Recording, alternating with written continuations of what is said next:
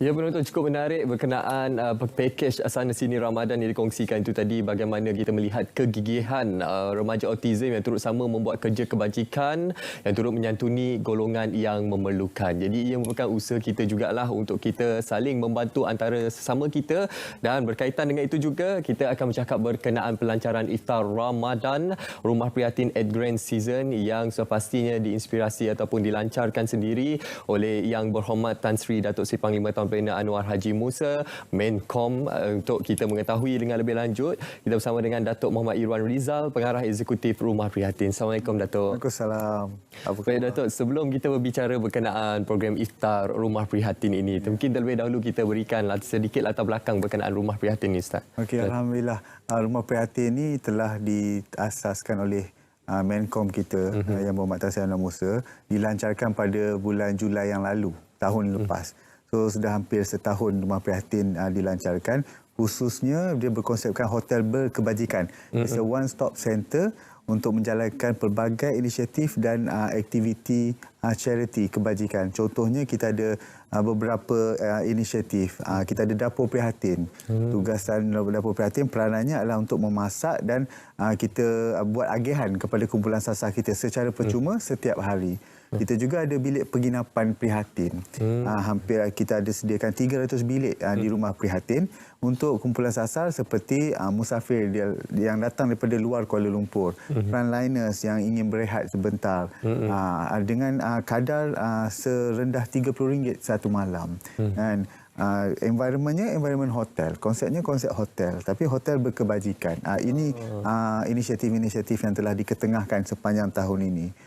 Salah satu lagi konsep yang kita ada, inisiatif yang kita ada adalah food bank. Di mana kita buat agihan barang makanan asas kepada kumpulan sasar yang memerlukan.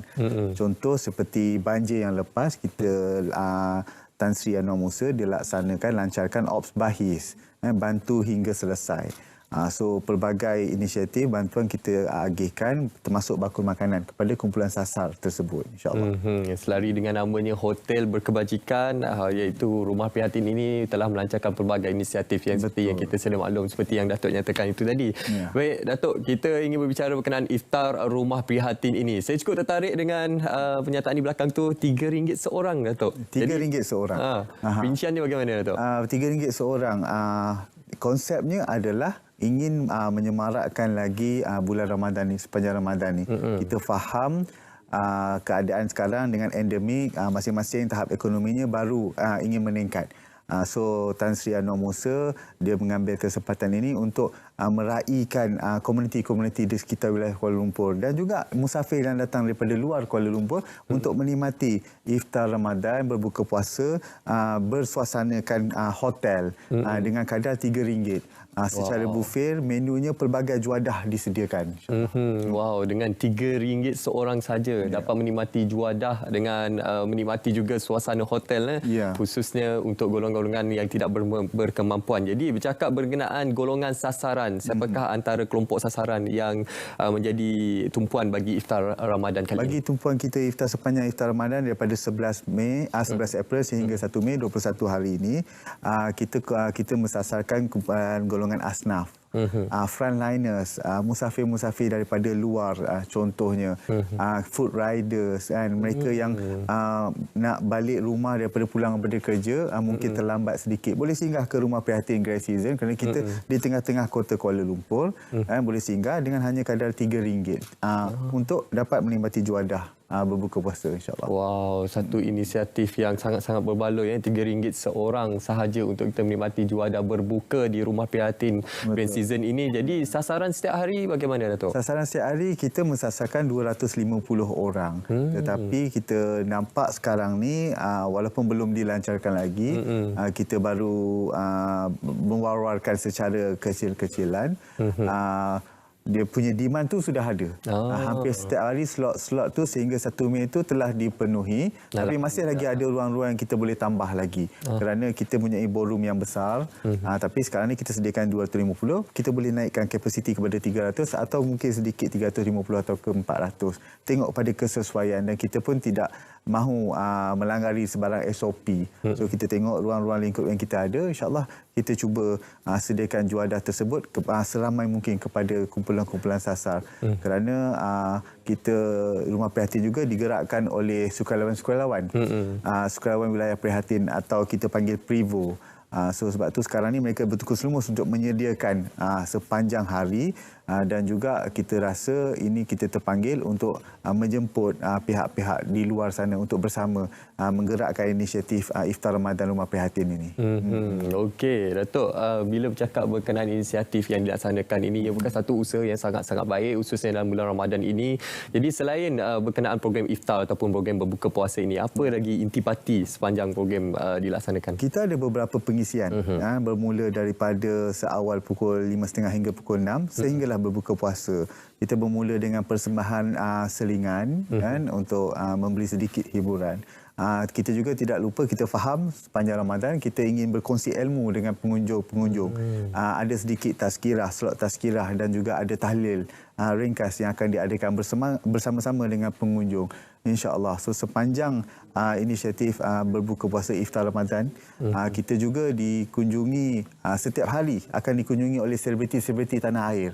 Seperti RTM sendiri telah bersetuju untuk bersama dengan inisiatif Rumah Prihatin menghantar lebih daripada 20 ikon RTM itu sendiri. Alhamdulillah, terima kasih saya ucapkan kepada RTM. Seperti hari ini memberi ruang kepada Rumah Prihatin untuk bersama dengan Selamat Pagi Malaysia juga. Alhamdulillah, itu anda usaha untuk kita menyantuni golongan-golongan yang memerlukan, golongan asnaf, anak-anak daripada fakir miskin dan juga golongan B40. Jadi bagaimana inisiatif daripada pihak Rumah Prihatin sendiri untuk mendekati golongan-golongan sasar ini supaya dapat menyertai iftar Ramadan kali ini? Kita ada satu lagi inisiatif Jejak Prihatin. Dengan tim Jejak Prihatin ini mereka akan menjejaki kumpulan sasar ni. So kita ada para sukarelawan Privo itu yang bernaung di bawah gerakan Jejak Prihatin akan bergerak keluar buat outreach. Kita akan reach out kepada kumpulan sasar untuk memastikan mereka juga sedar dan mendapat maklumat-maklumat terkini berkenaan dengan Rumah Prihatin. Cuma terkini berkenaan dengan iftar RM3 ni kita kongsikan dengan mereka. Kita jemput mereka untuk bersama pada setiap hari. Sebab tu kita maklumkan kepada mereka pengisiannya. Setiap hari you boleh bersama dengan berbuka puasa bersama dengan selebriti. Selebriti yang ramah mengunjungi. Yang uniknya selebriti ini kita tidak memberi token atau bayaran kepada mereka. Mereka tampil, ini juga semangat sukarelawan mereka. Membuat bakti kepada rakyat. Terima kasih kepada para selebriti. Lebih hampir 70 selebriti yang telah bersetuju sehingga hari ini untuk bersama pada sepanjang Iftar Ramadan Rumah Prihatin. Alhamdulillah. Jadi ia merupakan satu inisiatif yang cukup menarik sekali. Mungkin ada dalam kalangan golongan sasar seperti yang dinyatakan golongan B40 yang tidak pernah menikmati juadah berbuka puasa di hotel mewah sebelum ini. Betul. Dan ini merupakan satu ruangan yang terbaik, Dato'? Ya, ini satu peluang dan ruang kerana kita juga mencari juga, ada juga kumpulan sasar satu lagi gelandangan untuk bawa mereka berbuka puasa di hotel Rumah Prihatin. Ini merupakan inisiatif yang digerakkan oleh Tan Sri Anwar Musa yang merupakan pengasas Rumah Prihatin sejak mula ditubuhkan Julai yang lalu. Tanpa rasa jemu, kita gerakkan kita punya para sukarelawan untuk memastikan objektif penubuhan Rumah Prihatin itu tercapai setiap masa dan secara konsisten. Sebab itu kita sentiasa menjalinkan kerjasama strategik bersama dengan rakan-rakan korporat, individu-individu yang berkemampuan untuk tampil bersama dengan Rumah Prihatin untuk kita merealisasikan pelbagai inisiatif. Kita memasak, kita keluar memberikan agihan makanan, kita menyediakan tempat untuk mereka tinggal bernaung, berbumbung sekejap di Rumah Prihatin 2 hingga 3 hari.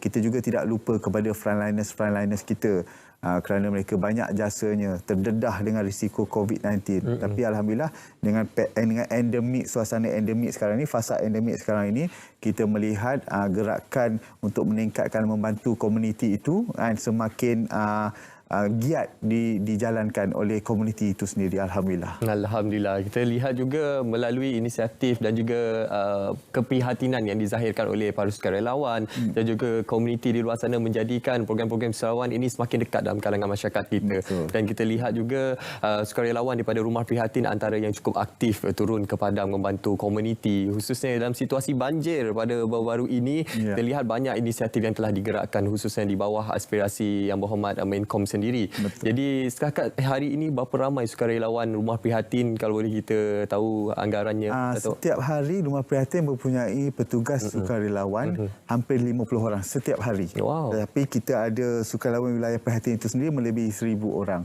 So kita ada jadual. So setiap inisiatif itu ada petugas-petugas sukarelawan yang bertugas. Semangat sukarelawan ini merupakan roh kepada Rumah Prihatin.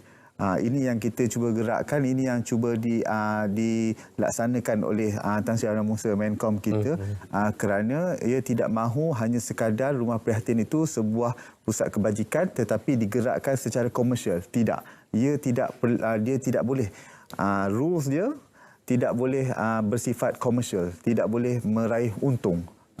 Apa semua yang kita dapat daripada pihak korporat kita harus serahkan, kita sebagai pemegang amanah kita harus serahkan kepada kumpulan sasar. Ini yang diilhamkan oleh Tan Sri Amran Musa. Kerana itu tidak putus-putus idea-idea yang diilhamkan oleh Tan Sri Amran Musa, contoh seperti iftar Ramadan kali ini. InsyaAllah malam ini 11 April beliau akan lancarkan inisiatif iftar Ramadan Rumah Prihatin. Kita juga ingin menjemput komuniti-komuniti di luar sana untuk bersama menikmati juadah di Rumah Prihatin. RM3 je, insyaAllah. RM3 saja. Alhamdulillah, Datuk. Mungkin pesanan terakhir, Datuk. Mungkin Datuk ingin sampaikan kepada NGO-NGO di luar sana, syarikat-syarikat korporat di luar sana yang turut ingin bekerjasama secara strategik ni bersama dengan Rumah Prihatin, Datuk. Ya, Rumah Prihatin sentiasa buka ruang untuk menjalinkan kerjasama strategik bersama dengan individu, NGO-NGO di luar sana yang aktif membantu komuniti dan juga pihak-pihak korporat untuk tampil bersama agar kita dapat membantu kumpulan sasar kita. Ini yang kita terapkan setiap hari. Kita juga ada beberapa petugas kita, rakan-rakan kita untuk menjalinkan hubungan rapat dengan mereka di luar sana. Alhamdulillah. Kita juga ada hotline, call center kita. Jika ada sebarang pertanyaan, boleh hubungi hotline kita 1800 887997 ataupun boleh tengok di laman sosial media kita, just type Rumah Prihatin, insya-Allah adalah beberapa info yang boleh dikemukakan di laman sosial kita. Alhamdulillah. Alhamdulillah. Itu antara inisiatif yang cukup murni yang dilaksanakan, diaspirasikan oleh Yang Berhormat Menkom sendiri untuk kita mendekati ataupun menyantuni golongan-golongan yang memerlukan, khususnya golongan asnaf, anak-anak fakir miskin, gelandangan dan juga golongan B40. Jadi saya ingin ucapkan terima kasih kepada Datuk Muhammad Irwan Rizal, Pengarah Eksekutif Rumah Prihatin atas perkongsian pada hari ini, dan kita doakan semoga program yang dilaksanakan ini semoga terus berjaya hendaknya sehingga penghujung Ramadan kelak, Datuk. InsyaAllah. Terima kasih, Terima kasih banyak. Terima kasih. Selamat bagi Malaysia dan RTM.